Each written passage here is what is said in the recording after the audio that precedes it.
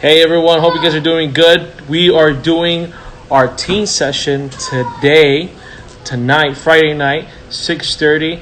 We're gonna start having everybody start jumping on our teen session. Thank you guys very much for being here. Today's special guest is gonna be David Guerra. He's a friend of mine. He's gonna be joining in a bit. And as soon as he joins in, we're gonna go ahead and jump straight to it. So.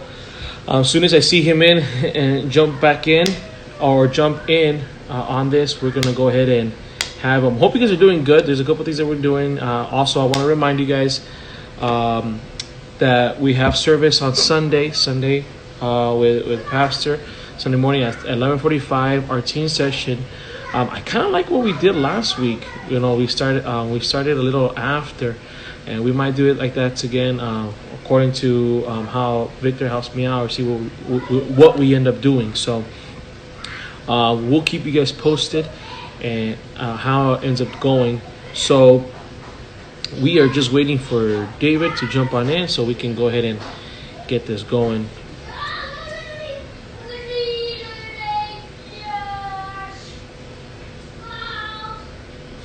Come on, Guerrita. There he is. He just jumped in. We're going to go ahead and get you going. Justin, what's up? Hope you're doing good. Let's see if David can jump on in right now. I just requested you, David. There you are. Hey, what's up, man? How you doing? Sweet action. How you doing, bro? Good, good. Just trying to figure out a way to set this up. All right. I know. Oh, I hear you. yeah. Yeah. Does it look? Hey, Oh, yeah, David, that looks good. All right. you can see my daughter real quick. Yeah, I haven't seen her. Let me see. This is Joy. Cutie. Looks just like you, Walter. I know, right? I Yeah, think she got the beauty from me. yeah. I'm sure she did. And It's cute. I don't know. Hey, babe. She got colored eyes too. She Like got you? that from me too. Yeah, I bet. This is my daughter, bro. She hasn't met many people because she's been in quarantine. No, that's I'm not crazy. lying to you. She was born in Uh-huh. January, and she hasn't left the house. Oh, Hey, Lo, how you doing, man? good, good. Yeah, Yeah, my mom just texted me. She's like, "I'm gonna jump on and see you." awesome, bro. Yeah. Awesome.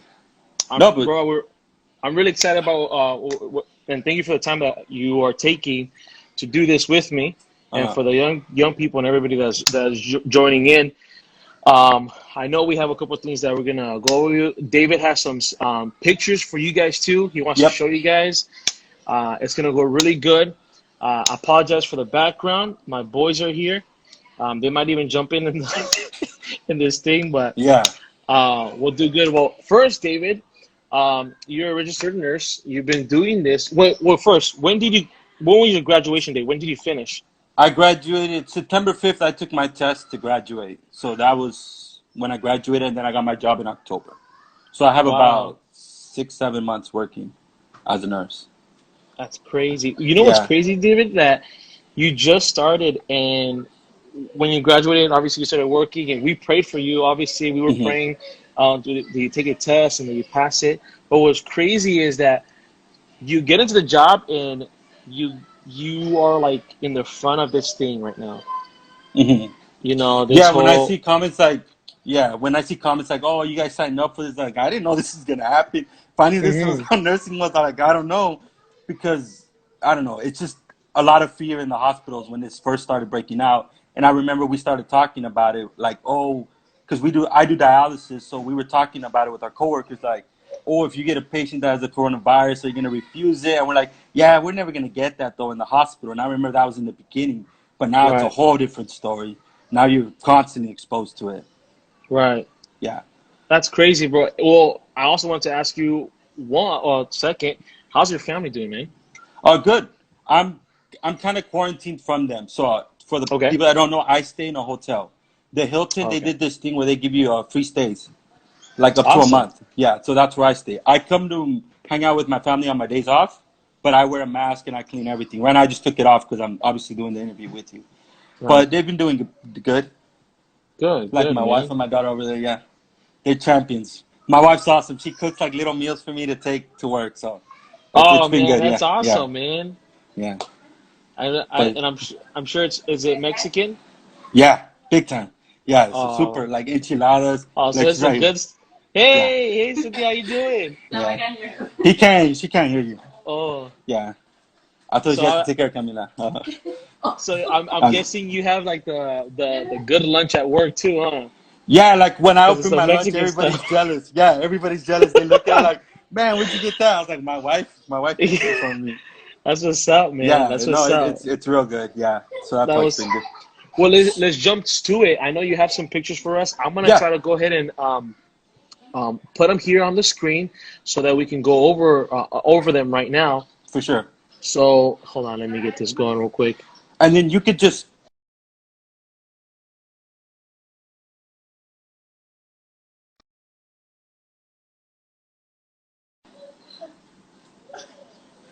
no, you good. Oh, Lopez is on. Lopez let me sleep over his house one day. He let me sleep over his house. He was awesome. Yeah, because I went to Lancaster and I did a case really late, and I was like, man, yeah, I was like, I don't want to drive all the way back, so I called him, and then he was like, yeah, man, come through.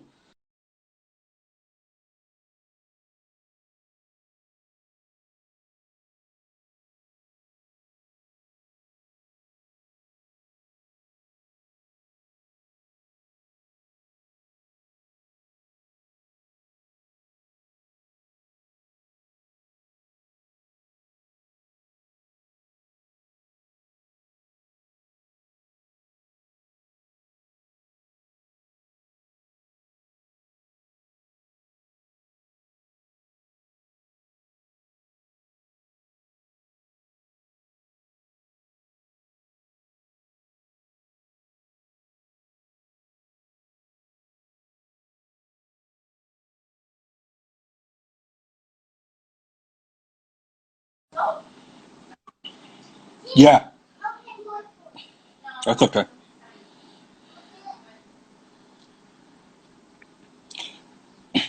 Yeah. All right, so that's just kind of the badge to showing that I'm not faking it, that I work as a registered nurse. So that one you can see it's for Antelope Valley. That's when I go to Lancaster. Go to the next one. That's the other badge. I work in Corona as well. And then the next one, and that's going to be San Antonio Regional Hospital right there. So those are the three hospitals that I'm going back and forth. So yeah, dealing with a lot of patients. So I get a lot of hours, which is it's pretty cool, but you get tired of the work, man. Ooh, but that one needs context. In Corona, they have the ICU floor. They separate it so it's just COVID patients only. So it's pretty scary. You walk in, there's only one entrance, and it's just a bunch of like white tents into the rooms. Right there, I'm in between. So if you like, that's my machine. If you skip to the next picture, let me see if the next picture will show it. Yeah, see, that's my machine right there. Okay, so that machine right there is the dialysis machine. Basically, it just cleans out the blood in the patient. That one has a blood tubing as well. Go skip to the next one so I can. That's yeah. That's the key one. Yeah. So right there, you can see I have two masks on. I don't know if you could kind of see like the straps. The first one's gonna be the surgical mask, and the second one's the N95, which creates a tighter seal. It's very difficult to breathe when you have both of those things on. So yeah, and then you have the face shield. And then when I go into a treatment, like to do dialysis on a patient, if they're positive, I'm in there for about 3.5 hours with the patient. So you got to be really mindful of that. And then you're setting up a machine, so you start sweating like crazy. And you could see that little blue thing that I have, that gown. It's like wearing a little sauna shirt. You sweat like crazy with that. Yeah, so that's the protection we wear. That's like the most basic. I think I have one where I have a different thing on. Can you like if you skip it? Yeah. Okay. See, that's it's called a papper, but it shoots air into the top of your head, so it makes it way easier to breathe. As you can see right there, I'm also wearing two masks and goggles. So that's the best one. I love that one. That's only in the hospital Corona that I was using that. I got a funny story about that. The first time I was gonna treat a patient with I was getting ready to do dialysis on a patient, and they're like, "Oh, the patient might have it." And I remember this was in April 1st. So I was kind of, it's when it had just came out, so everybody was a little scared about it. When I'm about to enter the room, the nurse is like, "Hey, hold on, the test just came back, and that's a positive patient. So you have to gear up." And I remember I got freaked out. I was like, "Oh man, I'm doing a positive patient. Like this is scary." So they bring in all this like supplies and all this gear that I have to put on, and that's all the stuff that I put on. That machine shoots air in your head, but it has two settings. It has high and low. I remember I put on the mask and I put on the low setting, and I was in there in the treatment in the room with the patient, and I was like, man, I can't breathe. I started sweating. My chest was getting tight, and I was like, man, I think I have. I'm like, I think I got the virus. Like that's it. I'm feeling. And then I went out of the room, and I was like, man, I can't breathe. What's going on? And the guys and one of the nurses next to me was like, oh, you have it on the low setting. You have to push this one. And I put it, and it felt real good. And I was like, wow. So that's just to show you, because I didn't know. I was so scared of it. But I remember I put that back on and I felt silly. I remember I called my wife and I was like, man, I was having a panic attack in there because I didn't know how to use the machine. And she's like, wow, David, wow. But I remember, yeah, I was sweating. I was like, oh no, he passed it to me already. I had been in there for like 15 minutes, which is impossible. But I had put it in my head that he had passed it to me. So I ran out and the nurse was like, no, you just put the wrong setting. Push this one. And I put it and I was like, okay, that makes sense. And then, yeah, I felt kind. Yeah, yeah, cause, yeah, yeah, you feel like it. The thing too is your gloves. I wear three gloves, so I wear one glove underneath, and then you wear two on top, just because you get kind of scared, and then while you're setting up things, and if something rips, you don't want to get direct contact. Think I have another picture where I'm like standing up. Could you show that one?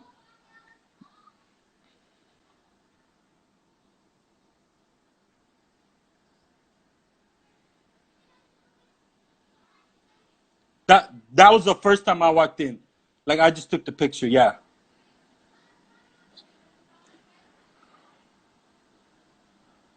yeah. That yellow one. Yeah, yeah. But at least that it's shooting air on top of your head, so it's not that hard to breathe because you're connecting things and you're setting things up. So it's just there you go. That one. See right there, you can see the machine behind me. Yeah. Well, skip that one, Walter. I uh, I didn't edit it right. There you go. So that no, it's cool. I should have sent you the crop that one, but that was a good picture. Then that one I'm not wearing that head thing.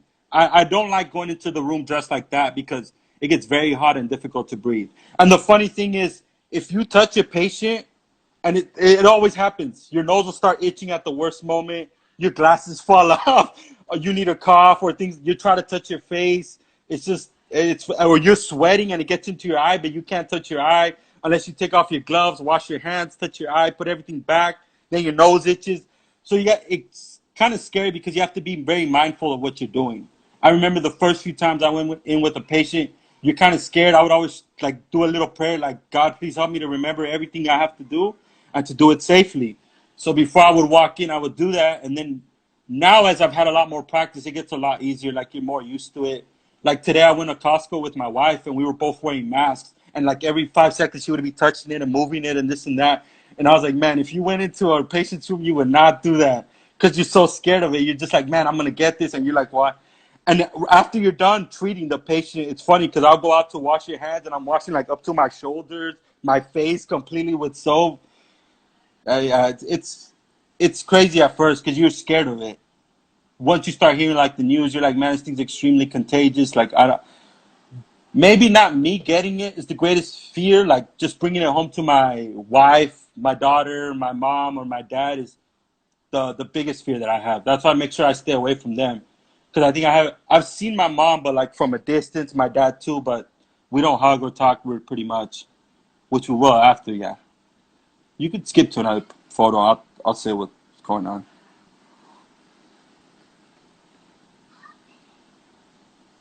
Oh, okay. That's a funny one. So I was talking to my wife, and she was getting kind of freaked out about obviously the virus, COVID-19. She's like, "Well," told her, I'm like, they sent me to Antelope Valley because I think I sent you pictures of a hotel, right? Put. Oh, okay. But they were gonna send me to Antelope Valley, and they told me like, "Hey, you're just gonna get coronavirus patients. So just so you know, you have four that you have to take care of." So if you're in 3 hours in each room, that's like what? A lot. Now, that's 12 hours of exposure that you're going to be in there. So I told my wife, I'm like, well, what we'll do is I'll buy a little tent with a little air mattress that I'll put inside and I'll quarantine in the living room. That way I don't have to buy rent a hotel for two weeks. I was like, because I'm going to get exposed to it. So I made that, I made that little tent right there. And I remember setting it up and I bought a $20 air mattress and I sat on it, laid on it. And it just was I was on the floor pretty much. It didn't work. I was too heavy for it, I think. I laid on it and I was laying on the floor. Yeah, and I remember thinking in my head, man, this is gonna stink. I can't do this for 2 weeks. And then the tent's super hot. I was like, man, I can't do this. And then I just when I went to Lancaster, I remember I called one of my coworkers and he's like, hey, what are you doing for the quarantine? I'm like, man, I set up a little tent, this and that. And he started laughing at me. He's like, bro, the Hilton's doing this program where they're giving you free stays for a week, up to a month. So I called it. So I put pictures of the hotel so you could show. So compare my tent that I had to the hotel room that I had. It's a huge difference. I was like, thank God I was not gonna sleep in a tent. That the air mattress didn't hold my weight. I was like, man, this stinks. Yeah. Yeah, the tent. I had to explain it. Yeah, because I remember building it and I was like, man, this is gonna stink. What am I gonna do? In that tent, luckily none. None. That was preparing for my when I came back. So when I came back is when my wife booked the hotel for me in the Hilton and I went over there. Luckily, yeah, I didn't sleep. I tore that thing down and I put it away. If anybody wants a tent with a little air mattress, it's all yours. Go ahead. I'll give it to you. Oh, right there, I wore the mask for 3 hours. The N95 right here. Yeah, that's 3 hours. And it starts to irritate you. And then if you put it wrong, I don't know if it starts hitting the ear down here and that hurts a lot. But again, you're in the room with the patient. You've been touching the patient. You don't want to touch. Because if you have scratch and then you touch yourself, you're exposing yourself. So you don't want to touch to it or anything like that. You don't want to touch your face. Oh, Alex, what's for lunch? Yeah, so that's 4 hours of no, three and a half hours, and it's crazy because as soon as you're done, you run out of the room and take off all your gear, wash your hands, throw that stuff away, and you're happy that you're out of that room.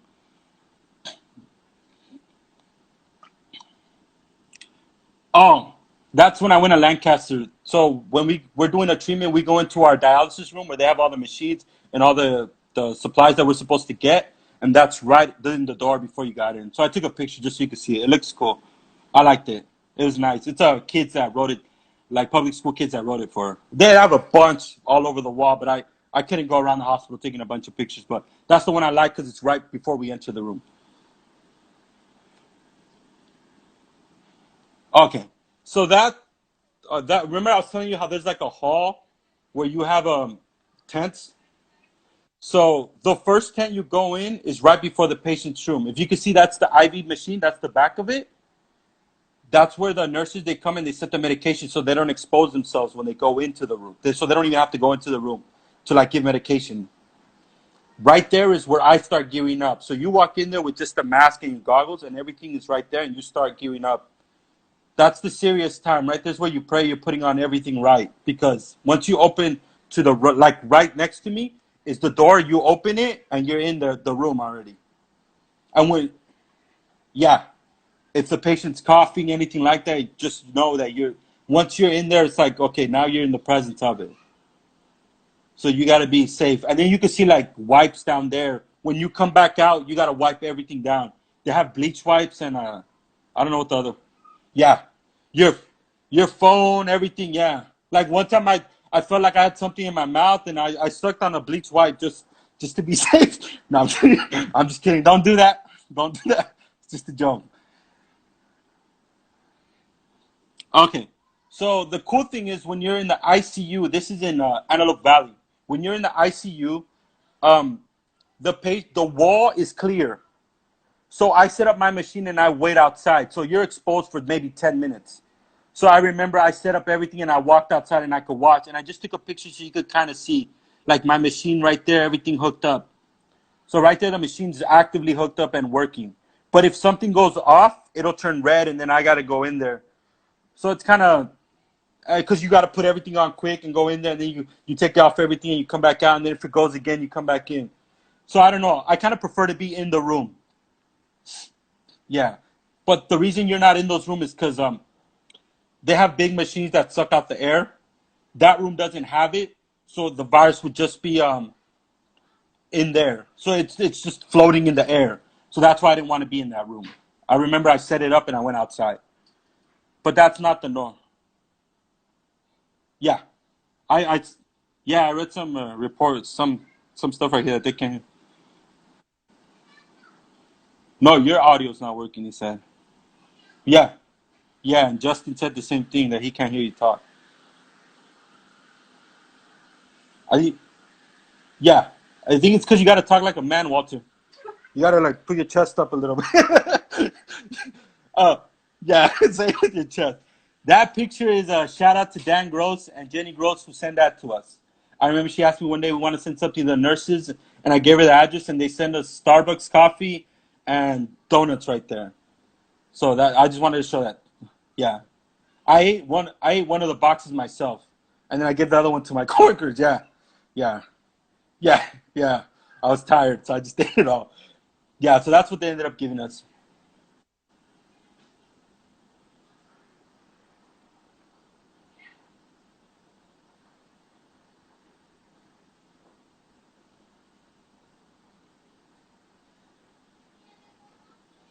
Um, I most of the time they're intubated, so you wouldn't really hear them talk. But I remember there was one time with a guy that had just taken out, and I remember I could hear him whisper, like mumbling, sort of. And I kind of leaned close, and I was like, "Hey, sir, you okay? This and that." And then he's like, "Oh, I'm just praying." And I thought that's kind of weird. I was like, "Oh, that's cool." I'm like, "What do you?"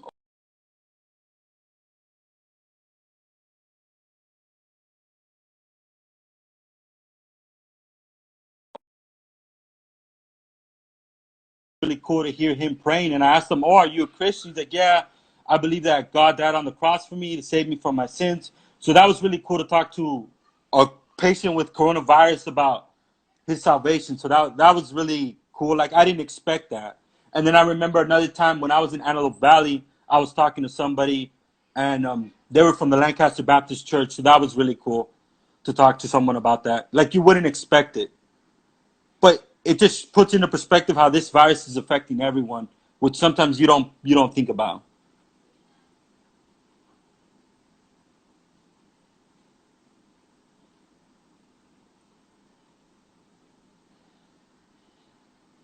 Yeah,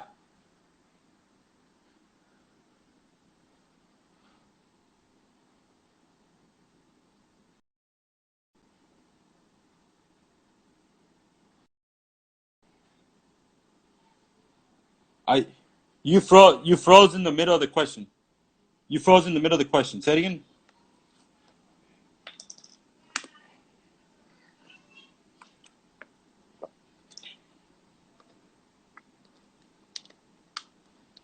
Um, I was talking to my wife about how right now I feel stuck. Like you can't really do anything.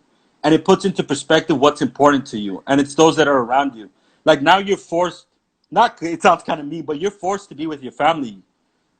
You're forced to be with your close loved ones for a long time. And sometimes you can look at it and be as, man, they're annoying. But this is valuable time that you get to spend with them.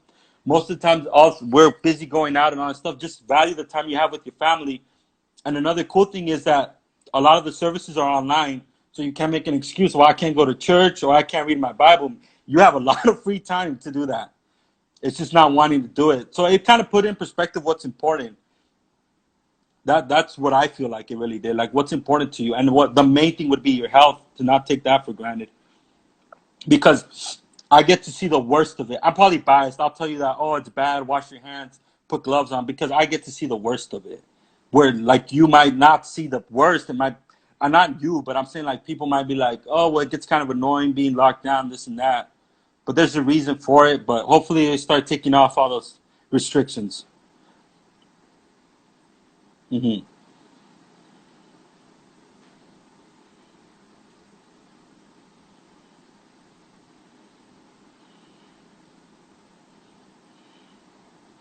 Let me see. Let me think. would just say it would be personal.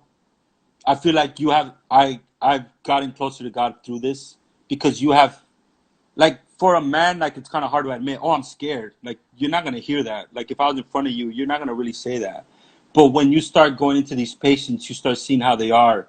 The fear starts kind of hitting you, and you kind of find out, well, what's your Christianity based on? It's easy to say I'm a Christian when everything's going 100%.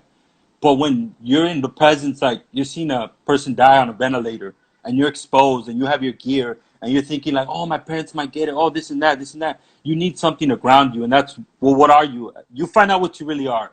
And if you're a Christian, awesome. You know where your faith is. You know what you believe in. But, or if you're just faking it, then you're going to have a little panic attack. You're going to be like, man, what am I doing? This and that. So that's one thing that I realized, like, your faith better be real. Like, don't be faking it because it'll come out. So I feel like that's something personal, and I feel like I've gotten a lot more time to spend with my wife and my daughter. So that's been pretty cool. Obviously, like the night is different because we're quarantined. So I don't hug my wife or my daughter. I haven't hugged them in like a month. So that part kind of stinks. I feel like we're dating. You know how we have the super strict rules? I'm like super far from my wife. Like when I say bye, I'm like, bye, I love you. Like when we were dating, Walter, you couldn't do nothing. It wasn't fun. But it'll be way better. It'll be fun when I'm done with quarantining. Yeah.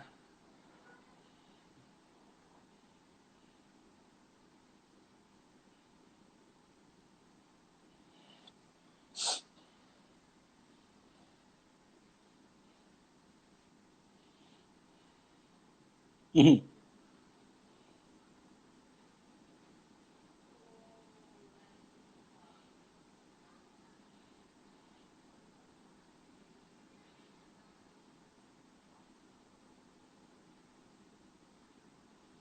Thank you.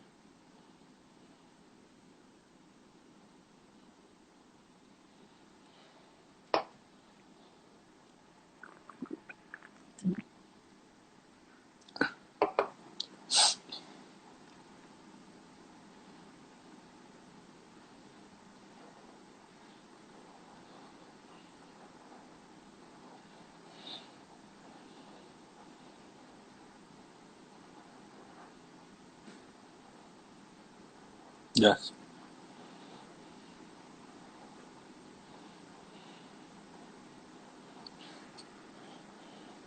Yeah. Yeah.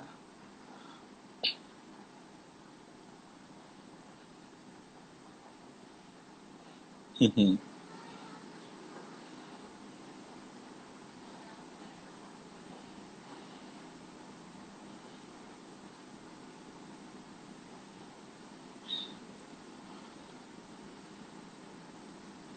Amen.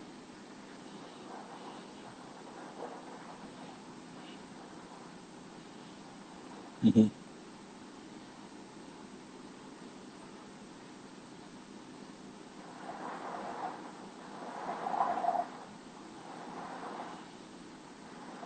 Thank you.